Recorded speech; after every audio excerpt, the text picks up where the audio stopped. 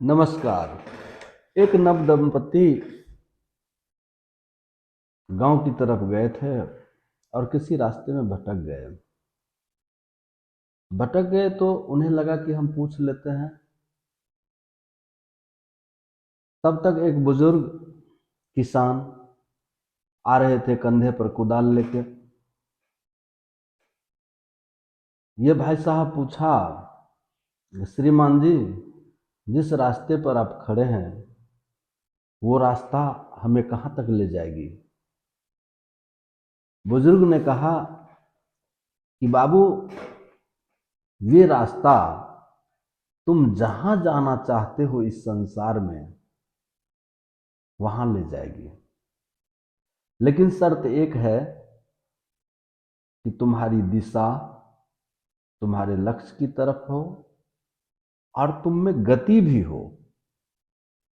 क्योंकि यदि दिशा लक्ष्य की तरफ न हो तो तुम भटक जाओगे, और दुनिया बहुत बड़ी है।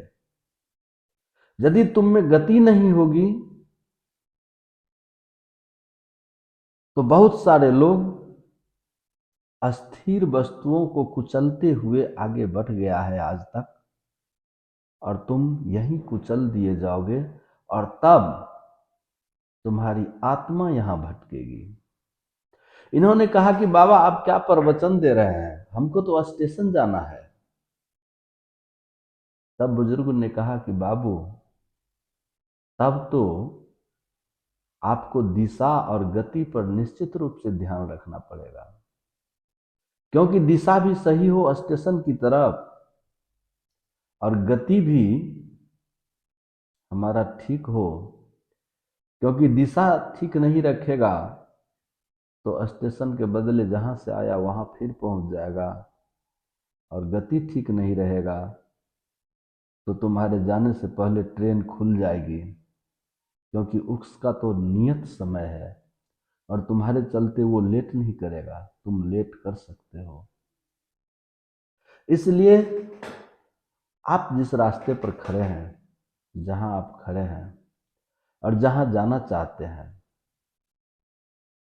उसकी समीक्षा करिए कि आपकी दिशा आपके लक्ष्य की तरफ है या भटकाव भी है।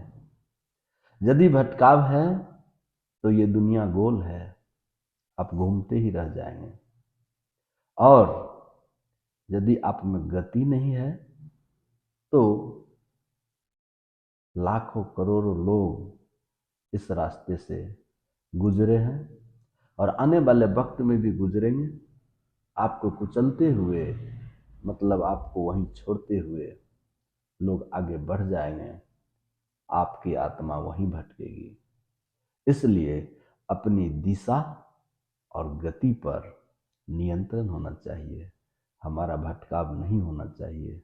हमारे सामने लक्ष्य होना चाहिए।